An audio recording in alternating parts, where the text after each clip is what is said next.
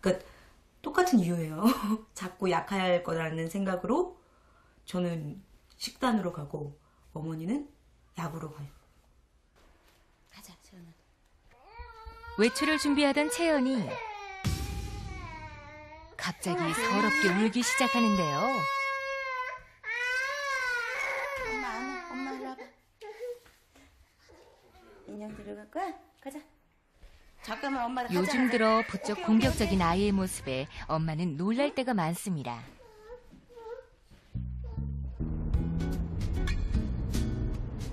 많이 보고 듣고 느끼게 해주고 싶은 게 엄마 마음인데요. 평일에 못한 체험학습을 위해 주말에는 주로 야외 활동을 많이 하고 채연이에게 도움될 만한 일들에 대해서 찾고 알려주는 것이 엄마만의 교육 방식입니다. 되게 피곤해. 얼굴도 흰수게. 그럼 나는 너무 속상한 거야. 애기가 그렇게 피곤하면 댕기지 말아야지. 원래 감기기 있는 애가 더 심하지 않냐. 그렇게 얘기하지 뭐. 편안하고 안전을 우선으로 생각한 할머니의 육아 방식과 유기농 체험학습 위주인 신세대 엄마의 육아 방식이 서로 조금씩 차이를 보이고 있는데요.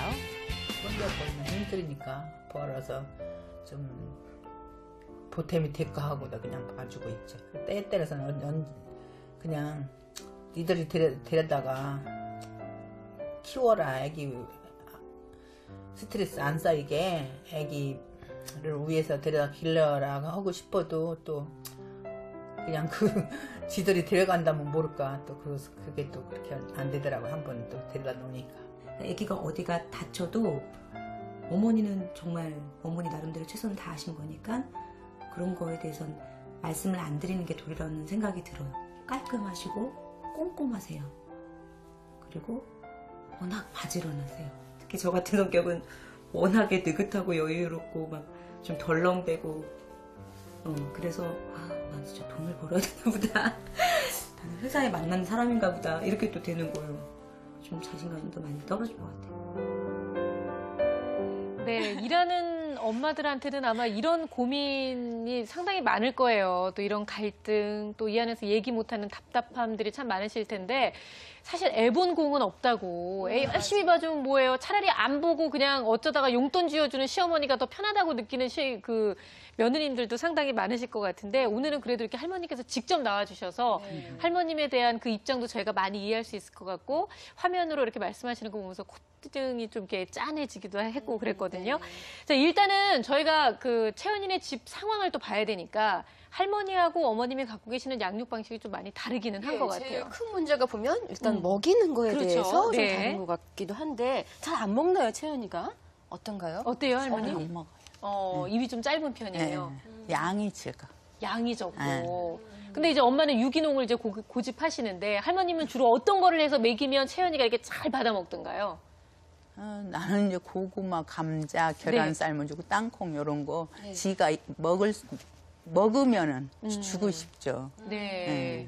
다 그때그때 들으면, 따라서. 예, 그것도 몸에 좋은 거긴 그럼요. 한데요. 네. 예. 근데 어머님은 이제 어떤 부분이 조금 마음에 걸리시는 거예요? 아까 약 얘기를 하셨거든요. 그냥 감기 어린이집을 이제 다닌 지 한 두세 달 됐는데 맨 처음에 적응할 때는 계속 감기에 걸려 있잖아요. 네네. 근데 이제 감기 걸릴 때마다 병원에 데려가는 건 아닌 것 같은데 이제 어머니는 감기가 오래 가면 이제 좀 더 안 좋아지니까 빨리빨리 이제 고치려고 어머니 말씀도 맞는데 계속 이제 병원에 가서 약을 먹이는 게 전 좀 그렇고 차라리 식단을 뭐 비타민이나 이런 것도 네. 영양제도 요즘에 많으니까 좋은 영양제 먹이고 저는 그런 방향이거든요. 네, 참 이 얘기를 하시면서 어머니 쪽을 바라보지를 못하시네요. 왜 눈을 이렇게 피하면서 해가지고. 그래도 할머님은 병원을 가서 약을 타서 먹이시는 거잖아요.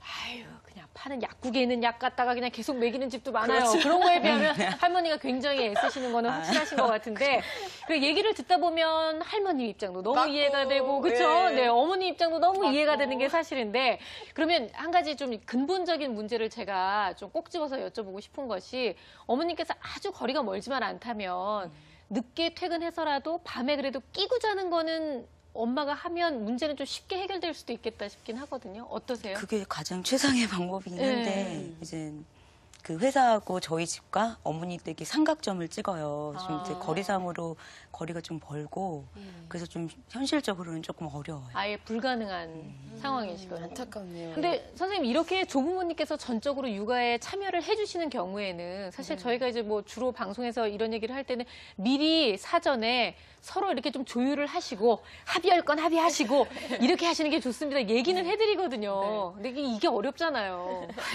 사람 사는 일이 조율이 정한 대로 되겠어요. 그러니까요. 살다 보면 또 그게 어긋나는 건데 그래도 사전에 할머니한테 맡길까 안 맡길까를 결정할 때 생각 많이 하잖아요. 그렇죠. 그래서 그 생각을 미리 하시는 건 참 중요한 것 같아요.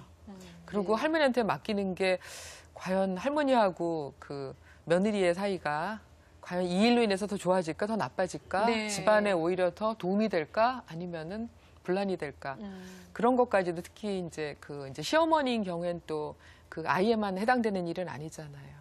그렇기 때문에 그거를 충분히 그 고려를 하시는 게 필요해요. 네. 근데 고려할 때 우선 이제 제일 첫 번째는 아니 자기가 좋아서 죽자 살자 뭐 하여튼 뭐 따라다녔든 뭐 어떻게 했던 간에 자기가 좋은 남편도 살면서 뭐 이렇게 연애하고 다르다 이래서 다르죠. 계속 적응하는데 굉장히 시간이 걸리잖아요. 네, 그래서 그럼요. 남편을 제대로 파악하는 것도 오히려 그 시간이 좀 필요하잖아요. 하물며 세대가 다른